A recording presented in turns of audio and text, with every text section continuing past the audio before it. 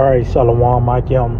First and foremost, I'd like to give all praise, honor, and glory to Yahweh, Bahasham, Yahweh Shai, Bahasham, Racha, Kodash. I'd like to give double honors to the apostles and elders of Great Millstone. I'd like to say Shalom to the elect that's teaching His word in all true faith and sincerity. And today, I pretty much just want to get into a lesson concerning the time of trouble. And what else could, we really expound upon? Because this is that time of judgment, man. There's nothing else we can really tell you but to warn. For you to urge you to return to Yahweh Shema Shai. Because this is the season that we're in. Matter of fact, I'm going to start off with this in the book of 2nd Ezra. 2nd Ezra chapter 8. 2nd Ezra 8 and verse 61. It reads, "And therefore is my judgment now at hand." So this that time. This is the time of judgment. So what else could we really speak on but judgment, the evils, which is the prophecies unfolded. It says, "These things have I not showed unto all men, but unto thee and a few like thee." And that's concerning the elect, the believers. Because those are the ones that's predestined to be delivered from the said perils. Matter of fact, let's go to the next chapter. 2 Ezra 9, I start at verse 7. It says, "And everyone that shall be saved and shall be able to escape." See, in those words, when you hear the word save and escape, that shows is a presence of danger in the midst. When these certain words, escape, save, preserve, these certain words that's being used show that it's it's evil around.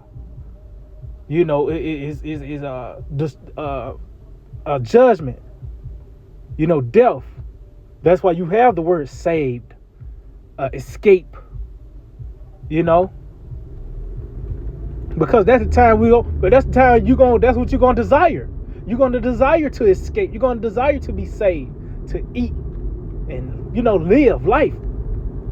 But this is pretty much fast forward the movie. It says, "Everyone that shall be saved and shall be able to escape by his works and by faith whereby ye have believed." And that's concerning the prophets and those that believe in them.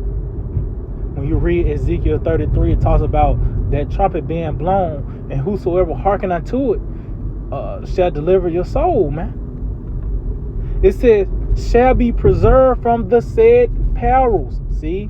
And who said it? It was Yahweh Shema Shai by the way of his prophets, man. And you believing in that report is going to keep you from it. Instead of you being in it. Because the scripture talk about a famine. That means somebody got to play that part of starving to death. So a nigga that don't believe that's he really a candidate for the famine now, or the beast. When you read Jeremiah the 15th chapter, the captivity, it says, "Shall be preserved from the said perils, and shall see my salvation in my land, and within my borders. For I have sanctified them from me from the beginning." See? And that's who the Lord showed these things unto. The elect. So going back to 2 Ezra 8, verse 61 again. I read verse 61 again, saying, "And therefore is my judgment now at hand. These things have I not showed unto all men, but unto thee and a few like thee." See? Those that's going to be kept and preserved, those are the ones that the Lord have given the insight to. And as you can see concerning that, is concerning the said perils. And if you believe, the Lord open your eyes for you to see it and hearken unto it, ultimately you're going to be kept and preserved. It said, then answered I and said, behold, O Lord, now hast thou showed me the multitude of the wonders which thou wilt begin to do in the last times, but at what time thou hast not showed me. And that show you, when we read verse 61, it was meant to be read in this lifetime. Because Ezra just said, the thing the Lord showed him was pretty much for the last times.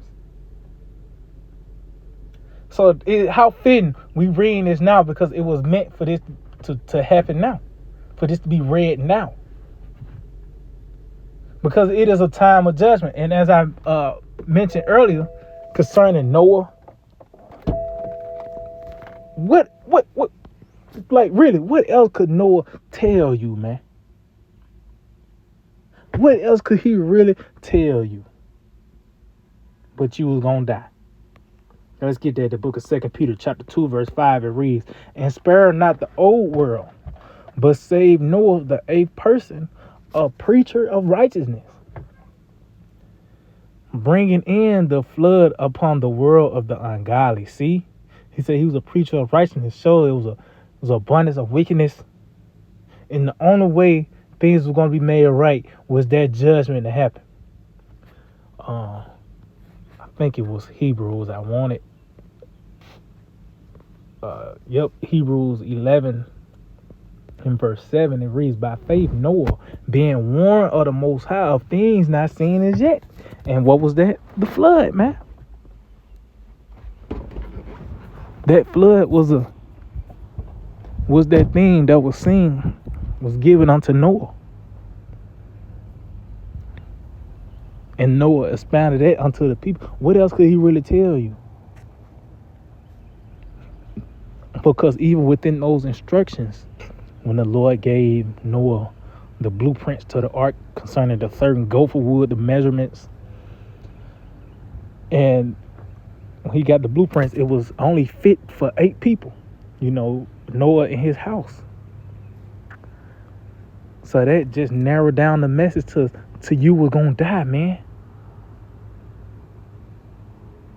That's the only thing he could tell the people. That's why it says, by faith Noah, being warned of the Most High of things not seen as yet, moved with fear, prepared an ark to the saving of his house. See, because that was part of the blueprints. The Lord, talking about how the Lord found Noah found grace in the Lord's eyes, something to that nature, and that caused him and his house to be kept. And this time that's the house of David, man. But within those, like I said, within those instructions, that ark was for his house. Like in this time, it's for the elect, man. It says, by the which he condemned the world and became heir of the righteousness which is by faith. So he said he condemned the world. We once again that time to where this message is a message of destruction, of judgment, of evils. Because this is that time, to embrace these prophecies, man. What else could we really tell? And that's what's going to make things right. How else you going to get rid of the LGBTQ? How else you going to get rid of the pork off the shelves? Says he read. The destruction, man. Talks about how the works is going to be burned up. Even the thoughts of an NBA playoffs is going to fade away with America, man. So let's get this in the book of St. Matthew 24. Just going back to the point of what else could we really talk about but the evils, but the destruction, the time of trouble.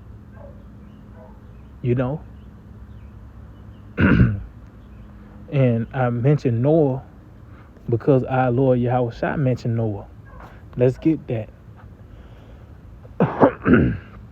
The book of St.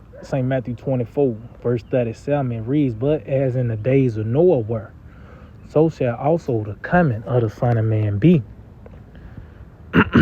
So it's pretty much that same thing that's going on. You know. Also, when you read St. Luke the 17th chapter, it mentions the days of Lot as well.